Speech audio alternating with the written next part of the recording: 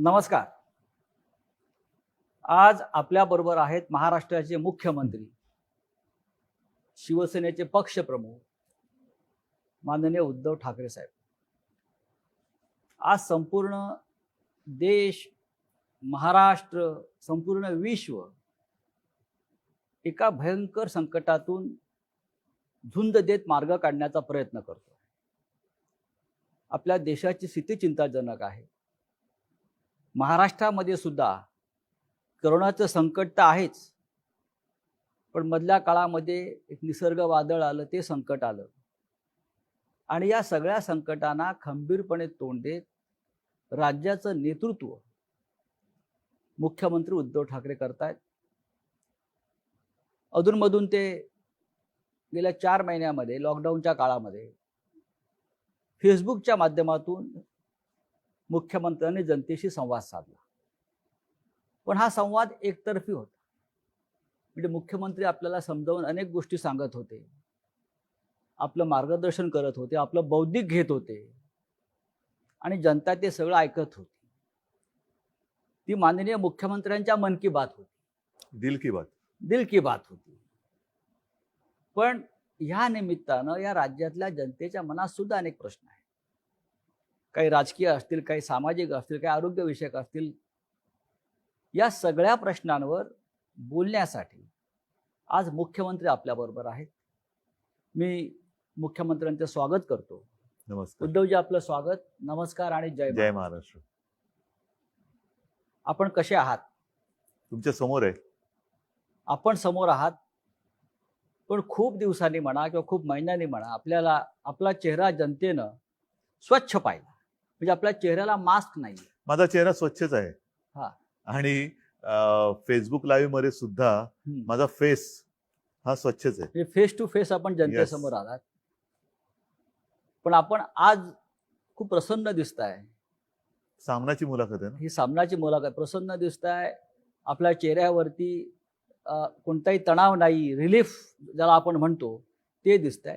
फक्त थोडे डोक्यावरचे केस गेलेले दिसत आहेत मला. हा 6 महिन्यातला परिणाम आहे का? एक तर पहिली गोष्ट अशी की मगाशी आपण सांगितलं की फेसबुकच्या माध्यमातून मी जनतेशी संवाद साधला म्हणा किंवा त्यांचं बौद्धिक घेतलं म्हणा किंवा काही म्हणा. हो. त्याला काही म्हटलं तरी मी जनतेशी नातं तुटू दिलं नाही, जनतेशी माझा संबंध दुरावू दिला नाही.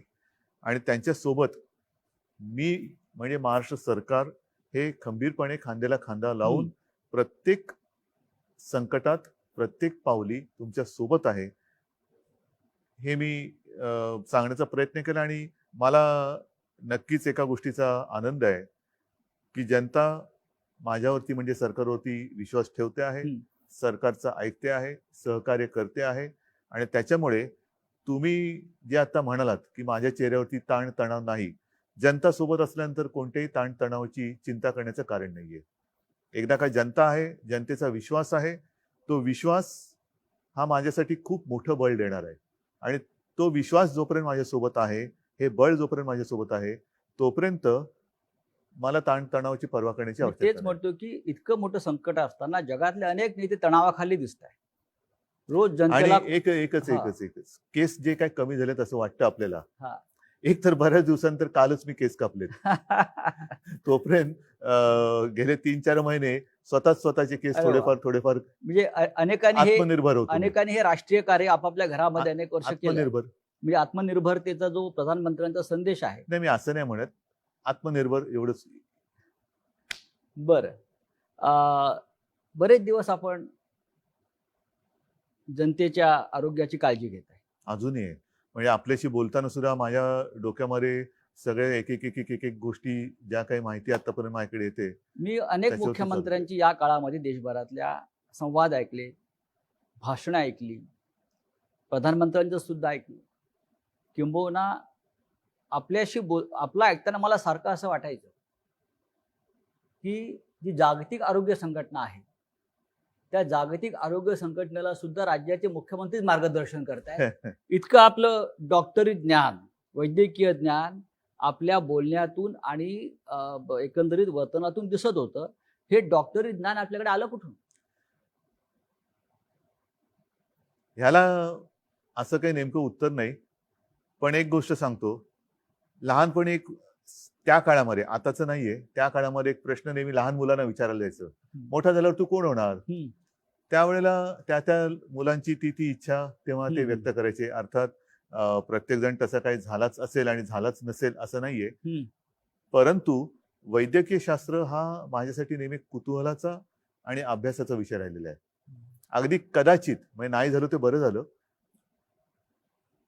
पण कदाचित एक शक्यता तेव्हा माझ्या मनात ही डोकत होती की डॉक्टर व्हावं. बरं, अरे वा. त्या दृष्टीने मी कधी असा काही प्रयत्न केला नाही, पण होमिओपॅथीचा मी तेव्हा अभ्यास करत होतो, जरूर करत होतो. आपल्या घराला परंपरा आहे. हो, माझे माझ्या आजोबा असतील, आपले काका असतील, किंवा शिवसेना प्रमुखांना प्रमुख. सुद्धा त्यातलं फार हो, चांगलं ज्ञान हो. आणि मा सुद्धा. मास आहे. तर तो एक आमच्याकडे बॉक्सच असायचा. त्याच्यामध्ये आता हे सगळं आर्सेनिकम अल्बम, हे ते ते ते सगळे एक बॉक्सच असायचा. कोणाला काय झालं तर घरच्या घरी ते उपचार केले जायचे. आणि तेव्हा होमिओपॅथीचे डॉक्टर्स आमच्याकडे यायचे. ॲलोपॅथी हा विषय खूप दूर होता. तो काळ एकूण वेगळा होता.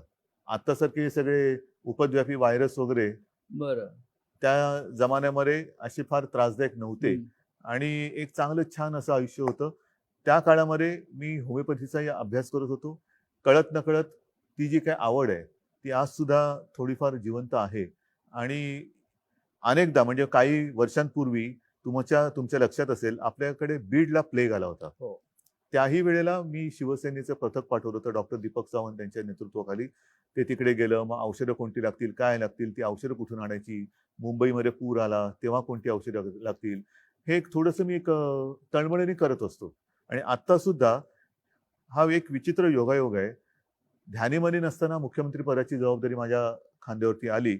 आणि ती सुद्धा अशा वेळी आली की जागतिक एक आरोग्यविषयक आणीबाणी जणू काही त्यातनं आपण जातो असा हा काळ आहे. आणि त्यावेळेला ही जबाबदारी माझ्या खांद्यावर आली म्हटल्यानंतर मग त्याच्या खोलात जाणं हे फार महत्वाचं आहे. तुम्ही खूपच खोलात गेला. हो, कारण त्याच्याशिवाय तुम्ही निर्णय घेऊ शकत नाही. नेमकं एखाद्याचं मूळ तुम्हाला कळल्याशिवाय तुम्ही निर्णयापर्यंत जाऊ शकत नाही. आज ह्या विषयावरती तज्ज्ञ असा कोणीच नाहीये. जो तो अनुभवातून शहाणपण जे येतं, तो अनुभव आपल्याला शिकवतोय आणि त्यातून आपण शहाणे व्हायचं की नाही हा ज्याचा त्याचा प्रश्न आहे, पण शहाणं होण्याचा आपण तरी प्रयत्न करतो. तुम्ही, म्हणजे असं मला वाटतंय की तुम्ही जनतेला मार्गदर्शन करता करता या सगळ्या विषयावर, राज्याचे जी आपली प्रजा आहे, आपण त्याचे पालक आहात. कोरोना बरोबर जगायला तुम्ही शिकलेला आहात. सगळ्यांना शिकायला पाहिजे. कारण त्या फेसबुकच्या माध्यमातून, आणि असं काही नाही की अजून मी ते थांबवलेलं आहे. बरं, येत्या काही दिवसात मी परत करेन. कारण हे करत राहावंच लागेल.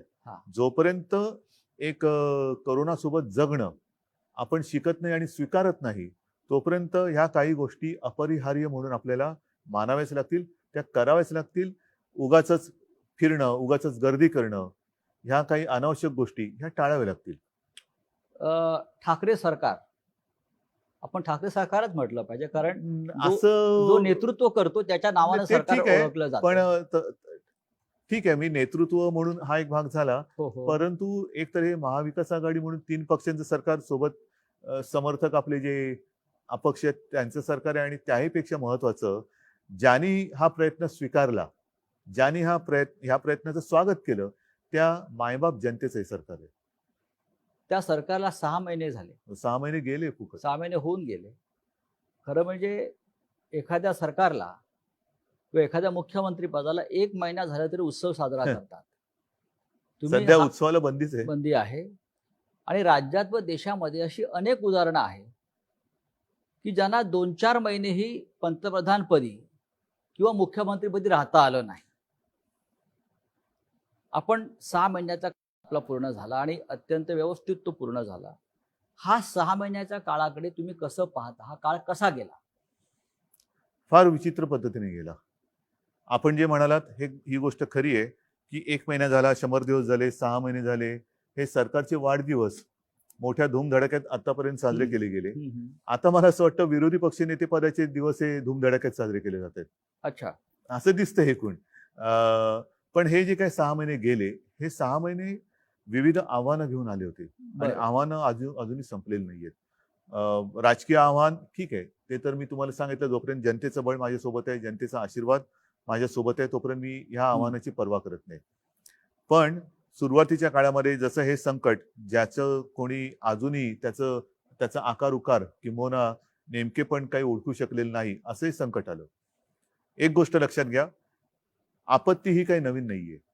आपत्त्या ह्या येत असतात, पण त्या आपत्त्या किंवा आपत्ती कशी असते, एक भीषण पूर येतो, भीषण भूकंप होतो, फार भयानक असते ती परिस्थिती. त्याच्यामध्ये एक सुनामी येते, एका क्षणात होत्याचं नव्हतं करून जातं. कदाचित असंही होतं की काही संकट जसं हे कोरोनाचं संकट आहे, हे जर आपण खबरदारी घेतलं नाही तर झपाट्याने लोक आजारी पडतात आणि मृत्युमुखी पडतात. पण ही जी संकट असतात, वादळ असतं, जसं निसर्ग वादळाचा उल्लेख तुम्ही केला, भूकंप असतो, हे एका क्षणात निमिषार्धात ज्याला म्हणतो ते होत्याचं नव्हतं करून टाकतात. आणि त्याच्यानंतर आपल्याला फार जिकरीने जी लोक त्याच्यामध्ये अडकली असतील त्यांना सोडवण्याचं काम करावं लागतं, त्यांचं पुनर्वसनाचं काम करावं लागतं. परंतु त्यावेळेला कसं असतं की एकदा ते होऊन गेल्यानंतर आपण तिकडे आपल्याला कळते की कुठे कुठे काय काय बिघडलेलं आहे किंवा काय. जसं आता निसर्ग चक्रीवादळ, सुदैवाने त्याच्यामध्ये आपल्याला सुरुवातीपासून जरा काळजी घेतली म्हणून प्राणहानी ही कमीत कमी आपण ठेवू शकलो.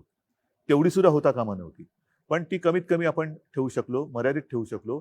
आता तिकडे विजेचे खांब उन्मळून पडले, झाडं वृक्ष बागा त्याचं नुकसान झालं, घरांचं नुकसान झालं, शेतीचं नुकसान झालं. ह्याची नुकसान भरपाई आता आपण करत चाललेलो आहोत. नुकसान नाही पण भरपाईमध्ये एकच सेकंद, हे जे संकट आहे करोना, हे अजूनही संपत नाहीये. म्हणजे मी फेसबुक लाईव्ह मध्ये एकदा म्हटलं होतं, सरणार कधी रण. हे रण कधी सरणार हेच कळत नाही अजूनही. कारण तुम्ही याला रण मानताय. रणच आहे, रणकंदन आहे मोठं, जागतिक. जसं मी मागेच म्हटलं होतं की वर्ल्ड वॉर आहे, तिसरं वॉर महायुद्ध, अगेन्स्ट व्हायरस. हे 2 महायुद्ध झाली. हे फार भयानक आहे, ज्याने हे खरं विश्वयुद्ध आहे, कारण त्यांनी पूर्ण जग व्यापून टाकलेलं आहे. आज सुद्धा अनेक देशांमध्ये ज्यांनी लॉकडाऊन उठवला घाई गर्दीने किंवा सगळं काही संपलं असं समजून लॉकडाऊन उठवला, ते परत लॉकडाऊन करतात. काही ठिकाणी तर त्यांनी ऑस्ट्रेलियामध्ये वगैरे तुम्ही ऐकलं की एका विभागामध्ये त्यांनी सैन्याला पाचारण केलं. महाराष्ट्रामध्ये अशी वेळ आली होती का की तुम्हाला वाटलं की सैन्याला पाचारण करावं? महाराष्ट्रात सैन्य बोलवण्याची कधीच वेळ आलेली नव्हती. मध्ये ज्या काही बातम्या आल्या होत्या त्यावेळेला मी असं म्हटलं होतं, जी आपण मुंबईमध्ये फील्ड हॉस्पिटल्स केलेत, फील्ड हॉस्पिटल. कारण संकट म्हणजे ही साथ म्हटल्यानंतर साथ असते, एका झपाट्यामध्ये ती किती जणांना कवेत घेईल हे आपण सांगू शकत नाही. त्यावेळेला तुम्ही बघाल मुंबईमध्ये बेड्सची कमतरता होती, ॲम्ब्युलन्सेस नव्हत्या, औषधोपचार नव्हते, व्हेंटिलेटर्स, ऑक्सिजन जे कॉन्सन्ट्रेटर म्हणतो ते, ह्या सगळ्याची कमी का होती? कारण आपल्याकडे जी काही आतापर्यंतची हॉस्पिटल्स आहेत तेवढीच हॉस्पिटल्स होती. आणि हे जेव्हा माझ्या लक्षात आलं, किंबहुना ज्या वेळेला मला विधानसभेचं कामकाज चालू होतं तेव्हा अधिवेशन, तेव्हा पहिल्यांदा आपल्याकडे मार्चमध्ये महाराष्ट्रात पहिले रुग्ण सापडले. ती तीव्रता हळूहळू वाढत आपल्याला अधिवेशन सुद्धा 1 आठवडा कमी करावं लागलं. आणि तेव्हा जेव्हा पहिल्यांदा ब्रीफिंग झालं की ही अशी परिस्थिती आहे, तेव्हाच मी सांगितलं होतं की आपल्याला युद्ध पातळीवरती फील्ड हॉस्पिटल्स उभी करावी लागतील. आणि त्यावेळेला जर गरज लागली तर मिलिटरीच्या तंत्रज्ञानाचा उपयोग करून घ्या. कसे ते पटकन तिकडे करतात. एक गोष्ट आणखीन तुम्हाला सांगतो की याही बाबतीत आपल्याला लष्कराची मदत लागली नाही.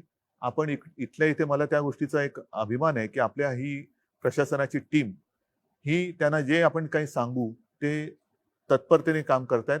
आणि म्हणूनच चीननी 15 दिवसात इन्फेक्शन हॉस्पिटल उभं केलं, आपणही 15 ते 20 दिवसात हे हॉस्पिटल उभं केलं आणि आणखीन या सुविधा वाढवतोय. या काळामध्ये आपण मगाशी प्रशासनाचा उल्लेख केला, ते उत्तम काम करते. या काळामध्ये 6 महिन्यामध्ये आपण मंत्रालयामध्ये कमीत कमी केलात असा आपल्यावरती सतत आरोप होतो. ठीक आहे ना, मंत्रालय आता बंद आहे. मंत्रालयामध्ये कमीत कमी जाणं, एकूणच मी आता त्या विषयावरती बोलतो की आता तंत्रज्ञान एवढं प्रगत झालेलं आहे, त्या तंत्रज्ञानाचा जर का तुम्ही उपयोग करू शकणार नसाल तर तुमच्यासारखे दुर्भागी तुम्हीच. आता तंत्रज्ञानाचा माध्यमातून, जसं आता आपली मुलाखत संपल्यानंतर मी अगदी घरी जाऊनच मुद्दामून सांगतो, घरी जाऊन माझ्या मुंबईतल्या महापालिका जे काही आपले आयुक्त आहेत, नुसते महापालिका एकटे नाही, सह आयुक्त उपआयुक्त ह्यांची मी एक बैठक घेणार आहे. हे रोजचं चाललंय. काल तर मी मराठवाड्यातल्या सर्व आमदारांची एक विदर्भाच्या काल माझ्या शिवसेनेच्या जिल्हा प्रमुखांची एक बैठक झाली, व्हिडिओ कॉन्फरन्स. परवा तिन्ही पक्षाच्या विदर्भाच्या आमदारांची एक व्हिडिओ कॉन्फरन्स झाली. म्हणजे मी घरात बसून सगळीकडे जाऊ शकतोय, एका वेळेला मी पूर्ण राज्य कव्हर करतोय आणि निर्णय घेतोय. करोनाशी लढण्यासाठी सरकारने योजना तर भरपूर केल्या एक गोष्ट आणखी लक्षात हा. घ्या, फिरणं आवश्यक आहे मी नाही म्हणत नाहीये, पण जेव्हा तुम्ही फिरता तेव्हा एकाच ठिकाणी जाता. हो. पण ज्या वेळेला तुम्ही व्हिडिओ कॉन्फरन्सचा उपयोग करता तेव्हा तुम्ही सर्व ठिकाणी जाता. प्रवासाचा वेळ वाचतो, प्रवासाचा वेळ वाचतो. त्यानंतर यंत्रणा जी मग आता मी म्हणतो लावली विमानाने जाते. कशाला जाता, बैलगाडीतून का नाही जात? हम्म. बैलगाडीतून जा, पायी चालत जा.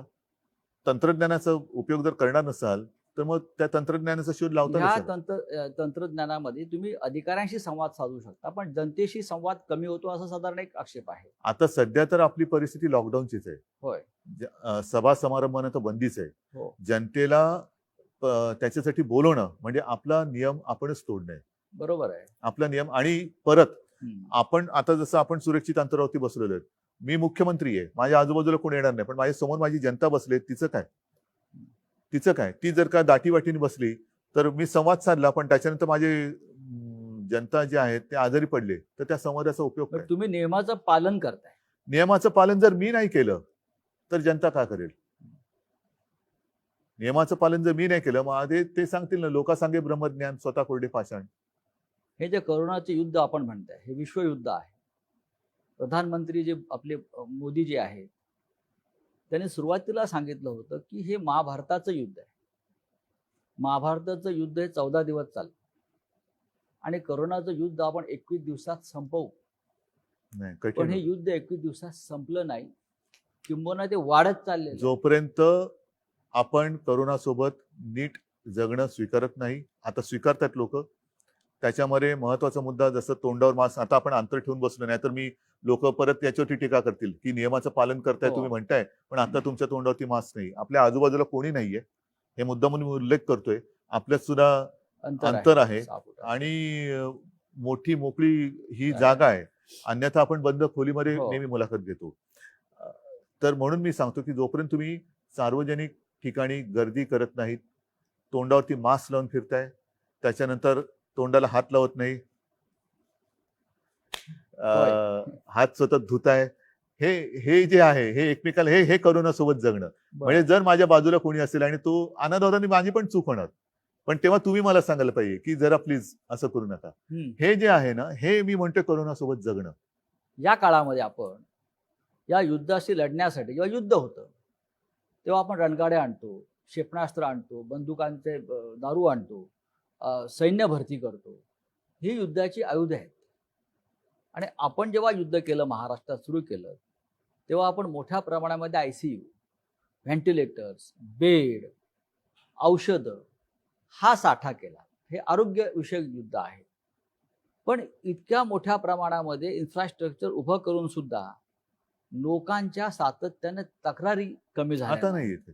किंवा कोविड सेंटरमध्ये बेड नाही, नाही असं होत नाहीये. किंवा गेल्यावरती आम्हाला उपचार मिळत नाही. सांगतो, अशा प्रकारे सुद्धा काही तक्रारी तुम्ही इतकं प्रचंड काम केल्यावर सुद्धा जेव्हा आल्या, तेव्हा मुख्यमंत्री म्हणून आपलं काय भावना राहिल्या? नाही भावना, इथे मी भावना वगैरे माझ्या पाळत नाहीये. मला काम करायचंय आणि जनतेला वाचवायचंय. जी तुम्ही गोष्ट म्हणताय ही सुरुवातीला मुंबईत होती, जे मी तुम्हाला सांगितलं. प्रामाणिकपणाने आपण कबूल केलं पाहिजे की ह्या व्हायरसचा प्रादुर्भाव, साथीचा प्रसार आणि आपल्याकडच्या सुविधा ह्याचा जी उपलब्ध होती हे विषम प्रमाण होतं. आता मुंबईत आपण अजूनही वाढवतो आहोत, परंतु आता हा व्हायरस ग्रामीण भागात पसरायला लागलेला आहे, इतर शहरात पसरतोय. त्या शहरांमध्ये आणि त्या ग्रामीण भागामध्ये जिथे या सुविधा अजूनही उपलब्ध आपण करू शकलेल्या नाहीत किंवा ज्या सुविधा आता बनतायत, तोपर्यंत तिथे ही तक्रार थोडीफार राहणार. आणि त्याच्यासाठी सर्व जिल्हाधिकाऱ्यांना माझ्या सूचना आहेत की जिथे जिथे तुम्हाला आवश्यकता असेल तिथे तात्काळ या सुविधा निर्माण करा. पण मुंबईत ज्या वेळेला आपण या सुविधा केल्या तेव्हा पावसाळा नव्हता, म्हणून आपण मोकळ्या मैदानात त्या सुविधा बिना कोणत्या अडचणीच्या आपण तयार करू शकलो. BKC मध्ये सगळ्यात मोठे इस्पितळ आपण उभं हो, केलं. गोरेगावचं नेस्को गोरेगावचं. त्याच्याहून मोठं आहे. त्याच्यानंतर वरळीला डोम आहे, आता रेस्कोर्सला करतोय, मुलुंड चेक नाका आहे, दहिसर आहे. या सगळीकडे आपण का करू शकलो?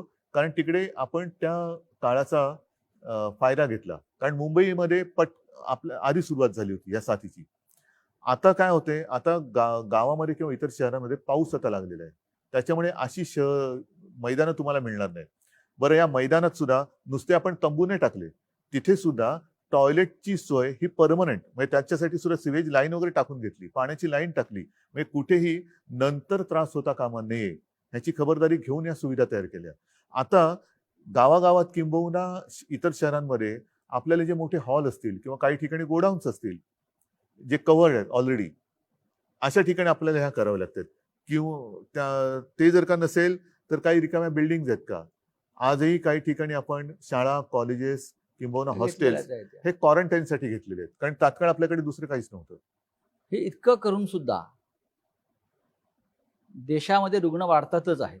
10 लाखाच्या वर रुग्ण देशामध्ये गेले, त्याच्यापेक्षा जास्त आकडा हा असावा. महाराष्ट्राचा आकडा हा 3 लाखावर गेला.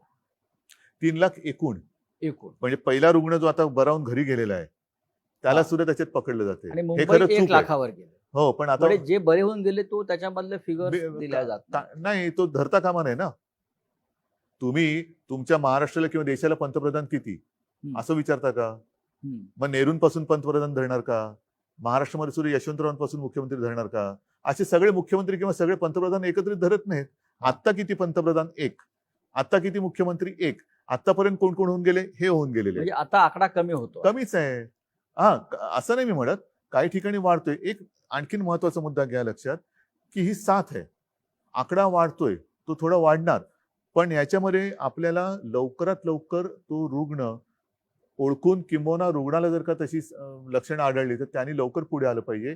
मृत्यू दर कमी ठेवणं, औषध नसताना सुद्धा, औषध कोणते नाहीये पण त्याच्यावरती इतर जे काय आता उपलब्धता आहे त्याच्यानुसार उपचार करून मृत्यूचं प्रमाण कमी ठेवणं, हे आता आपलं मोठं आव्हान. या क्षणी मुंबई नियंत्रणामध्ये येत असताना अजून मी त्याच्यावर तर काय बोलत नाही. एक मिनिट, असं अजिबात मी बोलणार नाही, कारण असं जर का आपण समज करून घेतलं तर आपण गाफील राहू. त्याच्यामुळे कृपा करून तुम्ही त्या आकड्यांकडे लक्ष देऊ नका. पण आज मुंबईच्या बाहेरची शहर आहेत, कल्याण, डोंबिवली, ठाणे, नवी मुंबई, अंबरनाथ, पुणे, पिंपरी चिंचवड, हे भाग जास्त संक्रमित झालेले आहे आणि ती चिंतेची गोष्ट वाटते सगळ्यांना.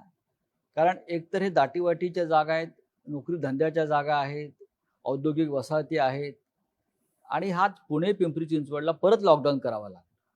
ठाणे, कल्याण, डोंबिवलीला परत लॉकडाऊन करावं लागलं. नवी मुंबईमध्ये सुद्धा संकट वाढतंय. चंद्रपूर सारख्या ठिकाणी सुद्धा रुग्ण वाढतायत. नागपूरला चित्र वाईट दिसलं. ही वेळ परत परत लॉकडाऊन करण्याची का आली? सांगतो, ही केवळ आपल्यावरती चालेल नाहीये. हे जी सुरुवातीला मी म्हटलं, हे जागतिक कटू सत्य आहे. जागतिक कटू सत्य आहे. आपल्याकडे नेमकेपणाने बोलणार किंवा तसं सल्ला देणारं जगामध्ये कोणी नाहीये. एका बाजूला लॉकडाऊन केला पाहिजे का, तर त्याला विरोध करणारे अनेक शहाणे आहेत. लॉकडाऊनने काय साधलं? लॉकडाऊन म्हणजे उपचार आहे का? लॉकडाऊनने आर्थिक संकट येते, लॉकडाऊनने अर्थव्यवस्था. ठीक आहे बाबा, तुम्हाला मग आम्ही उडून देतो. मग इकडे लोक जर का दुर्दैवाने त्यांना काही मृत्युमुखी पडले तर तुम्ही घेणार का जबाबदारी? जे आज जे सरकारच्या दारी येऊन बसले दार उघड म्हणून टाहो फोडतायत, दारं उघडायला हरकत नाहीयेत, पण दारं उघडल्यानंतर तुम्ही जबाबदारी घेणार आहात का? अर्थव्यवस्था ही, म्हणून आपण काय करतोय, माझं मत असं आहे की आता लॉकडाऊन शब्द न वापरता, मी असं कधीच म्हणणार नाही की लॉकडाऊन मी उठवतोय, नाही, अजिबात नाही, पण मी हळूहळू एक एक गोष्टी उघड करत चाललोय आणि प्रयत्न माझा असा आहे की एकदा उघडलेली गोष्ट परत बंद होता कामा नये. त्याच्यामुळे नुसता आरोग्याचा विचार करूनही चालणार नाही, नुसता अर्थव्यवस्थेचं पण चालणार नाहीये. जे केवळ आणि केवळ अर्थव्यवस्थेची चिंता करतायत त्यांनी आरोग्याची चिंता थोडीफार तरी केली पाहिजे. आणि जे केवळ आणि केवळ आरोग्याची चिंता करतात ते आजच्या घडीला ते सत्य असलं तरी थोडीफार आर्थिक चिंता पण केली पाहिजे. आणि ह्याचं तारतम्य ठेवून, ही तारेवरची कसरत आहे.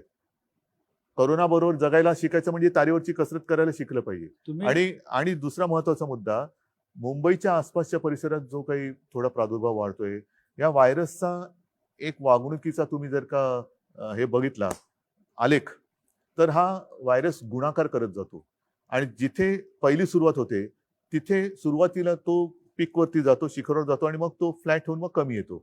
जिथे उशिरा होतं तिकडे तो उशिरावर पीकवर जातो. ह्या परिसरामध्ये जिथे उशिरा सुरू झालेला आहे तिथे तो पीकवरती उशिरा चाललेला आहे. त्याच्यामुळे हा परिसर आणि ही शहरं ही कालांतराने बाहेर पडतील. तुम्हाला करोनावर डॉक्टरेट मिळाली पाहिजे, रिसर्च. तेवढा अभ्यास नाही केला तर मी मुख्यमंत्री म्हणून काय देशातल्या मुख्यमंत्र्यांमध्ये करोनावरती इतका खोलवर अभ्यास करणारे आपण एकमेव मला मुख्यमंत्री मी दिसतात. नुसता मी फिरत नाही, घरी बसतो म्हणून अभ्यास होतो. पण अभ्यास न करता फिरणं आणि न फिरता अभ्यास करणं, तुम्हाला काय पाहिजे तुम्ही ठरवा. विरोधी पक्षनेते फार फिरायला लागले मी नाही बोलत काही. आणि आपले विरोधी पक्षनेते देवेंद्र फडणवीस हे काल दिल्लीत होते 2 दिवसापूर्वी तिथली करोनाची परिस्थिती बघत होती आणि परिस्थिती. त्यांचं असं म्हणणं आहे पण दिल्लीत तिथल्या जाऊन. परिस्थितीबद्दल काय बोलले नाहीत ते. अच्छा, नाही म्हणजे मी काय तिथे जाऊन दिल्लीत जाऊन विरोधी पक्षनेते महाराष्ट्राच्या भयावह परिस्थितीविषयी बोललेले आहेत. ह्याचं कारण का की त्यांनी त्यांचा जो फंड आहे तो महाराष्ट्राचा फंड दिल्लीत दिला म्हणून सगळ्या गोष्टी ते दिल्लीत जाऊन करतात. हे तुमचं म्हणणं जरी मी खरं मानलं किंवा राज्य खरं मानत असेल त्याच्यावरती खूप टीका सुद्धा झाली, पण राज्यातल्या परिस्थितीचे भयावह परिस्थितीचे अपडेट्स त्यांनी प्रधानमंत्र्यांना भेटून देणं कितपत योग्य आहे? खरं म्हणजे ही चर्चा मुख्यमंत्र्यांनी करायला हवी. मी अशा कोण काय म्हणते याच्याकडे लक्ष देत नाही. मी पुन्हा पुन्हा सांगतोय, मी माझ्या कामाशी प्रामाणिक आहे.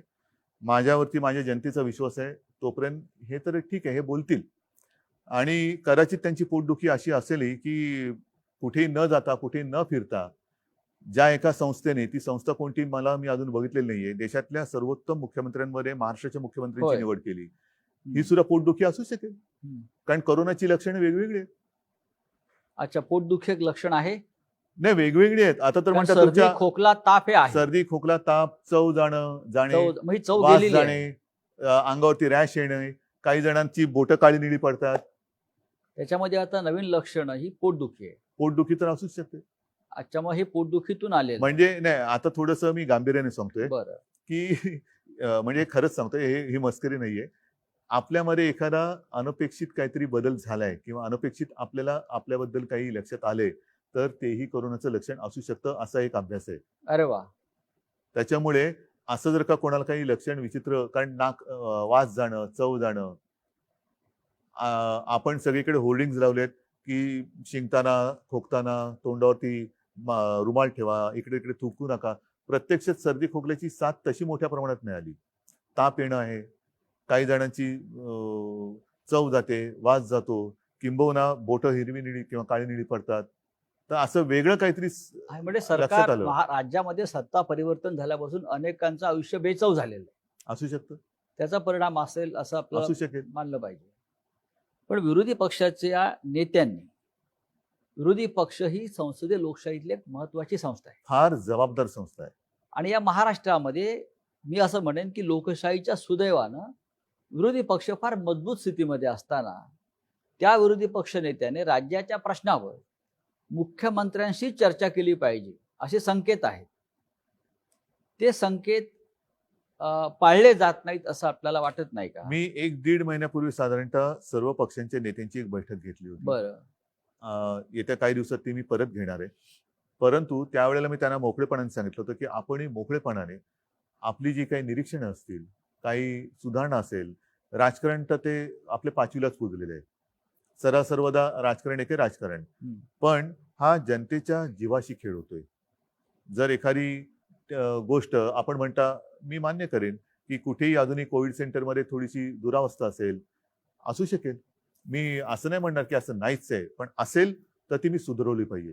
कारण शेवटी ती सुविधा मी जनतेसाठी केलेली आहे आणि त्याच्यात जर का कुठे काही उणीव असेल तर ती दूर केली गेलीच पाहिजे. आता सुद्धा आपल्याकडे काही काही औषधं गेल्या काही महिन्यामध्ये एक त्याच्यावरती शोध लागतोय आणि ती वापरली जात आहेत. आणि मी मुद्दामून सांगतो, WHO असेल किंवा आणखीन काही असेल, आपल्याला दूरचित्रवाणी किंवा वृत्तपत्रातनं कळतं की ब्रेक थ्रू, त्याच्यामध्ये एक ते स्टिरॉइडचं नाव आलं, डेक्सोना, ज्याला आपल्याकडे डेक्सोना म्हणून म्हणतो. मी टास्क फोर्सला विचारलं, ते म्हणाले साहेब हे औषध आपण स्टिरॉइड आपण गेले 2 महिने ऑलरेडी वापरतो. बरं. आता ते सुद्धा कधी द्यायचं, किती द्यायचं, हे प्रमाण हे डॉक्टरांनी ठरवायचं असतं. आणि म्हणून प्रत्येक रुग्णाला हे औषध मिळालंच पाहिजे हा आग्रह आपण नाही धरता कामा, ते डॉक्टरवरती सोपवलं पाहिजे. म्हणजे सध्याच्या काळामध्ये महाराष्ट्र असेल, देश असेल किंवा विश्व असेल, जो उल्लेख केला जातो की पांढऱ्या कपड्यातले देवदूत डॉक्टर्स किंवा नर्सेस, वॉर्ड बॉयज हे खऱ्या अर्थाने या देशात आणि विश्वामध्ये काम करत आहेत आणि ते सुद्धा त्यांचं सुद्धा मोठ्या प्रमाणामध्ये बलिदान. देवावरती आणि देवदूतावरती विश्वास नसेल तर दोघेही काम नाही करू शकणार. होय. कर्नाटकचं जे बाजूला राज्य आहे तिकडल्या मंत्र्यांनी सांगितलंय, तिकडे जी काय परिस्थिती गंभीर झालेली आहे करोनाची, की आता आम्ही सगळं देवावर सोडून मोकळं होतोय. हे कितपत योग्य आहे? हे मी तुम्हाला म्हटलं ना, आता हा सुद्धा माझ्या फेसबुक लाईव्ह मधला मुद्दा होता. हो, सगळी प्रार्थना स्थळ बंद आहेत, बंद आहेत. मंदिरं बंद आहेत, सगळे बंद आहेत. मग देव आहे कुठे? देव कुठे गेला? तर तो देव आपल्यात आहे. हो. आपण एकमेकाला सावरणं, आपल्या डॉक्टरांच्या रूपातनं तो आपल्याला मदत करतोय. त्याच्यानंतर जसं मी म्हटलं की एक जनजागृती, एकमेकाला सावरणं, हा सुद्धा फार त्याचंच एक हे आहे. असं पूर्वी आम्ही शाळेमध्ये असताना पिक्चर बघायचो. त्याच्यामध्ये देवा दिखायच्या त्या हातात अशी किरणं निघतात आणि तो चमत्कार होतो. कोणतरी मृत्युमुखी पडलेला पुन्हा जिवंत होतो, आजारी पडलेला पुन्हा बरा होतो. तर ते शेवटी देवाचा आशीर्वाद म्हणजे ते औषधाच्या रूपाने त्याला मिळणं, वेळेवरती रुग्णसेवा मिळणं, या सगळ्या गोष्टी ही तीच गोष्ट आहे. मला असं रुग्णसेवा. वाटतं शरद पवार काल ह्या विषयावरच बोललेले आहेत का? काय? शरद पवार असं बोलले आहेत की अयोध्येतलं जे राम मंदिर उभं राहत आहे त्याच्यापेक्षा करोनाची चिंता जास्त आहे. मंदिराच्या माध्यमातून करोना बरा होणार नाही. करोनासाठी आपल्याला असे अशा प्रकारे आपण म्हणताय बरोबर डॉक्टर आहे ना. डॉक्टर्स पाहिजेत. आज डॉक्टरांची आणखीन एक गोष्ट काय आहे की आपण ज्या सुविधा निर्माण करतो आहोत, हो त्या सुविधा काही रुग्ण बऱ्या नाही करणार आहेत. हा त्या सुविधांच्या बरोबरीने डॉक्टर्स पाहिजेत. आपण मी आधीच म्हटलं होतं ना की जम्बो फॅसिलिटी, जम्बो म्हणजे मी काय बेडचं दुकान नाही काढलेलं, फर्निचरचं दुकान नाही काढलं, प्रदर्शन नाही भरवलं. त्याच्यावरती जेव्हा रुग्ण येईल तेव्हा त्या रुग्णाच्या आणि बेडच्या बाजूला डॉक्टर आणि ती सिस्टर पाहिजे आणि हातात औषधं पाहिजेत. ज्या मुंबईतल्या करोनाच्या स्थितीवर सगळ्यात जास्त टीका देशभरातल्या राजकीय लोकांनी केली, मग ते प्रवासी मजदूर जाताना असतील किंवा रुग्ण वाढताना असेल, त्याच मुंबई पॅटर्नचा आज सगळ्यात जास्त बोलबाला होतो. कोण करते? प्रत्येकाला मुंबई पॅटर्न लागू करा असं देशभरात वाटतं. कोण करते? सगळेच करताय. तर हा मुंबई पॅटर्न जेव्हा तुम्ही सुरू केला, तुम्ही मॅनेज केलं असेल. अच्छा आम्ही मॅनेज केलं. मुंबई पॅटर्न त्यातली धारावी म्हटलं की लोकांच्या भुव्यावर जातात. खरं मोठं आव्हान आहे. पण जागतिक आरोग्य संघटनेनं फक्त धारावीचा उल्लेख केला आणि धारावी पॅटर्न हा उल्लेख केला. हे मला असं वाटतं या सरकारचं सगळ्यात मोठं यश आहे. महापालिका असेल, राज्य सरकार असेल, पण मुख्यमंत्री म्हणून आपण सतत मुंबई आणि धारावीवर लक्ष दिलं. हे आपण कसं करू शकला? ह्याच्यावरती मी तुम्हाला म्हटलं तसं आपल्या जनतेवरती आणि यंत्रणेवरती विश्वास. हा विश्वास जर का नसेल आणि प्रत्येक ठिकाणी जर का मी धारावीमध्ये चक्रा मारत बसलो असतो तर काय साधलं असतं? मी मुख्यमंत्री म्हणून जाणं म्हणजे सगळा तो लवाजमा माझ्यावरती गोळा होणं. बरं, म्हणजे त्यांना कामाची ठिकाणं आणि कामं सोडून माझ्यावरती गोळा होणं. ह्याच्या पलीकडे मी त्यांना काय सांगणार? पण एक गोष्ट नक्कीच समाधानाची आहे की WHO धारावीचा उल्लेख केला. त्याच्यानंतर काल परवाकडे वॉशिंग्टन पोस्ट मध्ये एक आर्टिकल आहे, त्याच्यात त्यांनी म्हटलं की मुंबई हे एक असं शहर आहे की ज्या शहराने कोणतीही माहिती लपवलेली नाही, लपवाछपवी नाही, बिलकुल नाही, जे आहे ते स्पष्ट आहे. पण तुम्ही लपवताय, काहीतरी लपवताय असं विरोधी पक्ष नेत्यांचं म्हणणं होतं. मृत्यूच्या आकडे लपवताय, रुग्णांच्या आकडे लपवताय. त्यांच्याकडे वॉशिंग्टन पोस्ट त्यांची स्वतःची यंत्रणा आहे का? असू शकेल की ज्या माध्यमातून त्यांना हे आकडे मिळत आहेत किंवा राज्यातल्या कारभाराविषयी माहिती मिळते. असू शकेल.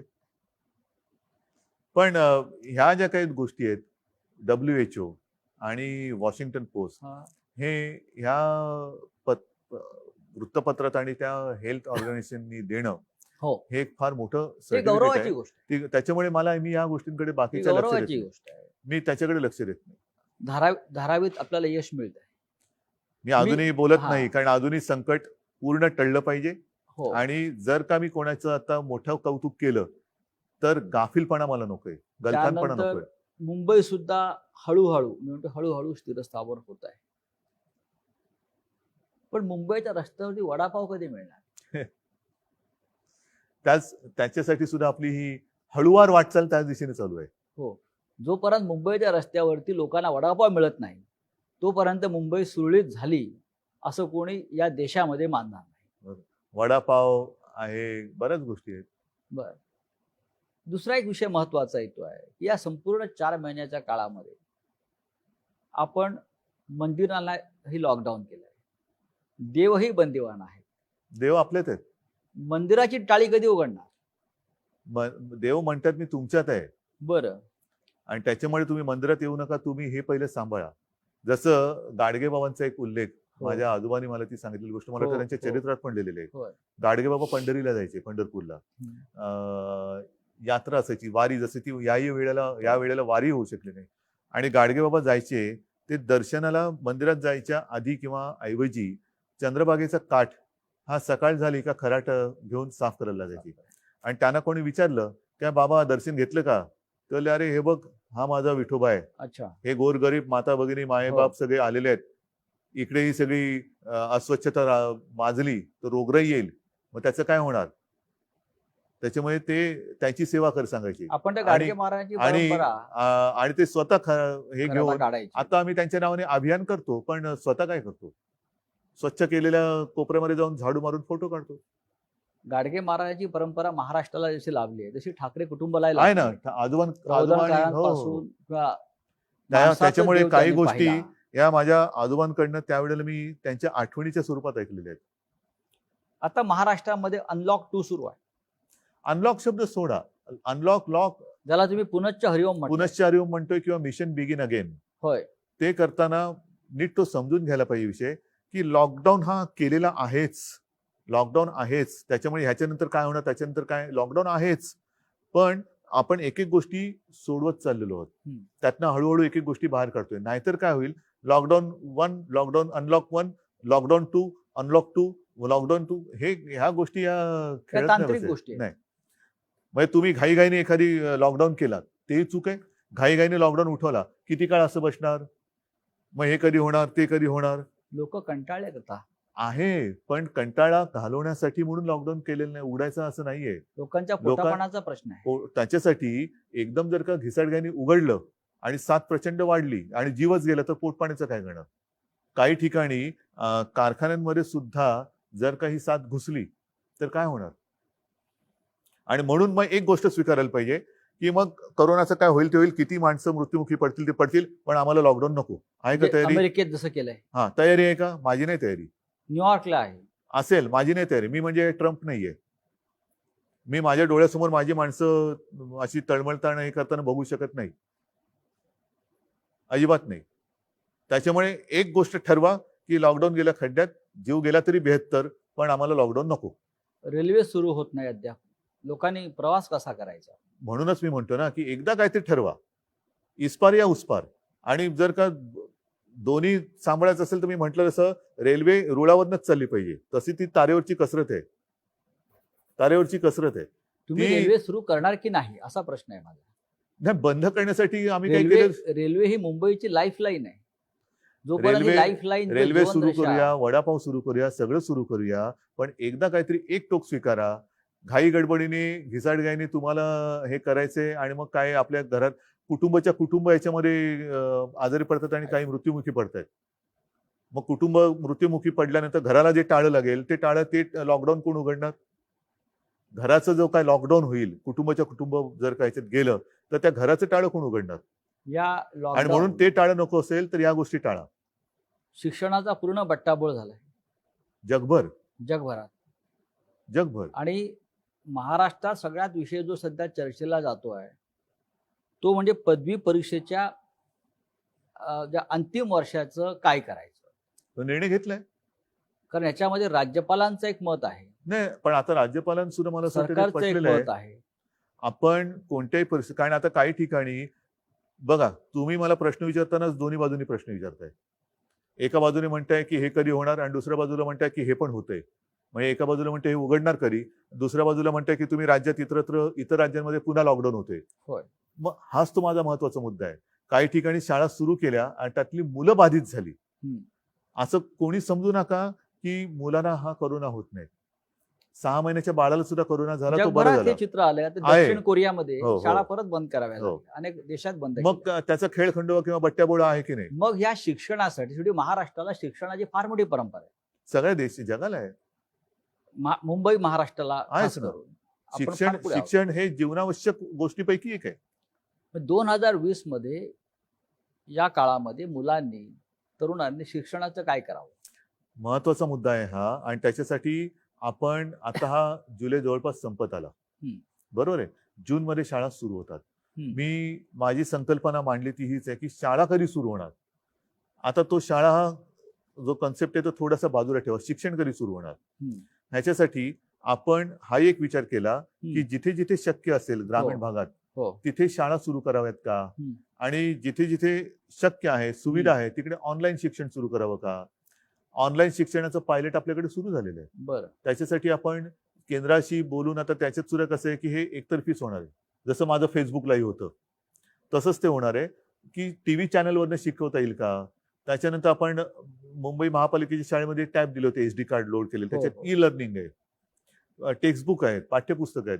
अशी काही हे करावं का, कारण त्याच्यावरती सगळ्या बाजूनी आपण मतांतरही घेत आहोत. पण जसं आता तुम्ही म्हणताय की लॉकडाऊन करावा, काही म्हणतात करावा, काही म्हणतात करू नये, तसं प्रत्येक बाबतीत आपलं 2 मत, 3 मत, 4 मत हा जो काही एक घोळ होतोय मतांतराचा, त्याच्यामुळे आपला प्रॉब्लेम होतोय. कारण सरकार म्हणून आम्ही करणार, शेवटी जर का एखादी गोष्ट मला पटली तर मी टीकेची पर्वा कधीच करत नाही. मुख्यमंत्री नव्हतो तेव्हाही केले नाही आणि आताही करणार नाही. जी गोष्ट मला पटले आणि मला असं वाटतं की याच्यात जनतेचं हित आहे तिकडे मी टीकेची पर्वा करत नाही. राज्यपालांची एक भूमिका आहे. त्यानंतर युनिव्हर्सिटी ग्रँट कमिशन, विद्यापीठ अनुदान जी संस्था आहे त्यांची भूमिका परीक्षा पण आपल्याकडे सुद्धा कुलगुरूंची एक भूमिका आहे. आपल्याकडे परीक्षा होऊ नये त्यातून मार्ग काढण्यासाठी मार्ग काढलाय आपण. परीक्षा होऊ नये असं कोणाचंच मत नाही. माझंही मत आहे परीक्षा व्हावी. पण हे मी काय म्हटलेलं नीट लक्षात घ्या. आपण अंतिम वर्षाच्या मुलांना जी काही आतापर्यंत सेमिस्टर झालेले त्याचं ऍग्रिगेट करून मार्क देऊन त्यांच्या आयुष्यातला एक अडथळा दूर करावा, त्यांना पास करावं. त्यांच्या शेवटी एक सरासरी हा एक प्रकार असतो म्हणून त्याला सरासरी म्हणतात. सरासरी मार्क देऊन त्यांना रिझल्ट द्यावा. ज्यांना कोणाला वाटतं की मी ह्याच्याहून चांगली कामगिरी बजावू शकतो त्यांना आपल्याला जेव्हा शक्य होईल. आता हे आपण मे महिन्यात बोलत होतो, जून महिना गेला, जुलै गेला, केव्हा शक्य होईल. आता तरी आपल्या समोर तसं काही दिसत नाही, कारण आता ग्रामीण भागात सुद्धा तो पसरतोय कोरोना. जेव्हा शक्य होईल तेव्हा आपण परीक्षा जाहीर करू, परीक्षा घेऊ. ज्यांना असं वाटते की आम्ही परीक्षेला बसू शकतो आणि आम्हाला बसायचंय, परीक्षेला बसा. आणि तेव्हा मात्र तुम्हाला एकच काहीतरी ऍक्सेप्ट करावं लागेल, एक तर ऍग्रिगेट केलेल्या मार्क्सचा एक रिझल्ट घ्या किंवा परीक्षेचा. नोटबंदी हे मोठं संकट होतं. त्यात हजारो लाखो लोक बेरोजगार झाले आणि त्याचे परिणाम देश आजही भोगतोय. विशेषतः याचा सगळ्यात जास्त फटका औद्योगिक राज्य असल्यामुळे महाराष्ट्राला बसला, त्याच्यावरती जास्त कोण बोलत नाहीये. आता पुन्हा करोनाचाच फटका औद्योगिक दृष्ट्या म्हणाल तर आपल्याच राज्याला बसतोय. आपल्या राज्यामध्ये पण एक संकट हे शेवटी संकटात सुद्धा प्रकार आहेत, मानवी आणि अमानवी. मानवी असो किंवा अमानवी असो, ते कोणालाच मानवत नाहीत. त्याच्यामुळे संकट हे संकट असतं.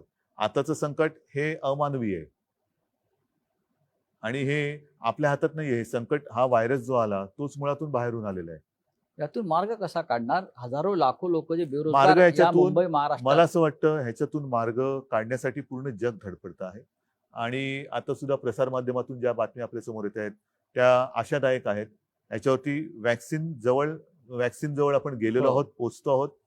काल सुद्धा माझी काही जणांशी चर्चा झाली. येत्या काही महिन्यात कारण या वॅक्सिनची ट्रायल सुरू झालेली आहे. आता प्राण्यांवरती होते, एक ठराविक ग्रुपवरती होते, त्याच्यानंतर ती मोठ्या प्रमाणावरती होईल. असं करून आता तर बातमी की ऑगस्टमध्ये आलं तर आनंद आहे. पण साधारणतः या वर्षाच्या अखेरीपर्यंत आपल्या देशामध्ये वॅक्सिन तयार होऊ शकतं असं चित्र आहे. शेतकऱ्यांचे प्रश्न नव्याने उफाळून येतील. सगळ्यांचेच आहेत. आता आजपासूनच महाराष्ट्रामध्ये दूध उत्पादक शेतकऱ्यांचं आंदोलन सुरू झालंय. त्यांच्या दुधाला भाव वाढवून हवाय. कोणाला भाव मिळतोय नीट? कोणालाच भाव मिळत नाहीये. त्याच्यामुळे हे संकट हे सर्वव्यापी आहे. त्याच्यामुळे कोणत्या एका वर्गावरती किंवा एका क्षेत्रावरती संकट आहे असं मानणं चूक आहे. आणि शेवटी सगळीच लोक जर का अन्याय होतो म्हणून बाहेर पडली तर मग माझं तेच म्हणणं आहे, मग एक तर तुम्ही एक काहीतरी स्वीकारा की जे काय होईल ते होईल, आणि नाही तर आम्ही सुरक्षित राहून व्यवस्थित शांतपणाने विचार करून ह्या संकटाला परतू. हा एक मार्ग आहे. नाही तर जे काय होईल ते होईल, मारतो उडी आम्ही. कारण खाजगी कंपन्या, खाजगी उद्योग यांनी तर नोकर कपात मोठ्या प्रमाणात सुरू केली. पण शासनामध्ये सुद्धा एसटी मधून 4000 लोक कमी केले. रेल्वेतून माणसं कमी केली जात आहेत, विमान कंपन्या, ह्या सगळ्या पब्लिक सेक्टरमधून जर अशा प्रकारे नोकर नाही, कपात सुरू राहिली ह्याच्यावरती तर खूप मोठा सामाजिक प्रश्न निर्माण होऊ निर्माण शकतो होईल. होऊ शकतो आणि ह्याच्यासाठी मला असं वाटतं वेगळी केवळ अट्टहासापायी आपली मतं मांडण्यापेक्षा एक जर का सगळेजण एकदिलाने एकत्र आले तर ह्यातनं मार्ग नक्की निघू शकतो. तसा मार्ग काढण्याचा माझा प्रयत्न आहे. परंतु तुम्ही हे करताय म्हणून माझा त्याला विरोध आहे, ही जर भूमिका घेऊन कोण येणार असेल तर त्यातनं मार्ग नाही निघू शकत. ही परिस्थिती सगळ्यांना सारखी आहे. फटका कमी जास्त प्रमाणात सगळ्यांना पडलेला आहे, पडणार आहे. याहीपेक्षा मोठं जे काही संकट आहे हे येत्या काळामध्ये कदाचित येऊ शकतं. पण सगळ्यांनी मिळून एकदिलाने जर संकटाचा सामना करायचा आहे म्हणून आले एकत्र आणि मार्ग काढायचा म्हटला तरच मार्ग निघू शकतो. याच्यामध्ये केंद्र राज्याला काय मदत करू शकेल? केंद्र आणि राज्य, केंद्राने आता मध्ये वेळोवेळी पंतप्रधान व्हिडिओ कॉन्फरन्सच्या माध्यमातून एक बैठक घेत असतात आणि ज्या काही गोष्टी कोरोनाच्या बाबतीत त्यांच्याकडे आपण मांडतो तशी त्यांची त्या बाबतीत मदत होते. आपल्याला जी 38,000 कोटीची मदत त्यांनी द्यायचं कबूल केलं होतं, ते पैसे राज्याला मिळाले का? येत आहेत हळूहळू. हळूहळू येत आहेत. म्हणजे लॉकडाऊन जसा हळूहळू उठतोय तसे ते पैसे हळूहळू येत आहेत. सगळ्यांचंच उत्पन्न घटलेलं आहे. दूध उत्पादकांचं घटलेलं आहे, शेतकऱ्याचं घटलेलं आहे, जो काय आपला नोकरदार वर्ग आहे त्याचं घटलेलं आहे, म्हणजेच सरकारचं पण घटलेलं आहे. मग राज्य सरकार जे एक महत्वाचं आहे, महाराष्ट्राचं राज्य महसूल वाढवण्यासाठी, त्याशिवाय हे राज्य चालू शकत नाही. कोणाकडनं वसूल करणार? कर्मचाऱ्यांचे पगार द्यायला आपल्याकडे पैसे नाहीत असं मान्य. आपले मंत्री म्हणतात. मान्य मला, पण शेवटी महसूल वाढवण्यासाठी आपण काय उपाययोजना करणार? उपाययोजनासाठी आपण एक गोष्टी ज्या आहेत, मी तुम्हाला म्हटलं ना, पटकन हो. पी हळद आणि हो गोरी असा उपाय कोणाकडेच नाहीये. असा उपाय कोणाकडेच नाहीये. आणि तसा जर का उपाय असता तरी संकट त्याला काय म्हणायचं? संकट म्हणतोय, यावेळेला आपत्ती म्हणतोय. आता सुद्धा आपल्या देशात आणि आपल्या राज्यात महाराष्ट्राने तो जो काही एपिडेमिक ऍक्ट होता 100 वर्षापूर्वीचा, म्हणजे इंग्रजांच्या काळातला, तो 100 वर्षानंतर पुन्हा त्याचं पुनरुज्जीवन प्लेगच्या वेळेतला पुनरुज्जीवित का केला? म्हणजे तशी एपिडेमिक, तशी परिस्थिती निर्माण झाली. केंद्राने त्याच्याहून थोडासा एक पाऊल पुढे टाकून थोडा आणखीन कडक डिझास्टर ऍक्ट जो केलेला आहे तो का करावा लागला? ह्याचं कारण तसं डिझास्टर आहे, आपत्ती आहे. ती जर नसती तर आता सुद्धा आपण जिथे बसलो ते इकडे तिकडे लोक आपल्याला दिसली असती. मुख्यमंत्री उद्धव ठाकरे यांच्या बरोबरच्या या गप्पा अशाच पुढे चालू राहतील. पहिल्या भागामध्ये मुख्यमंत्र्यांनी करोनापासून ते राजकारणापर्यंत अनेक विषयांवर आपल्याशी दिलखुलास चर्चा केली. ही चर्चा पुढल्या भागात अशीच आपण चालू ठेवू. तोपर्यंत आपण थोडी विश्रांती घेऊ.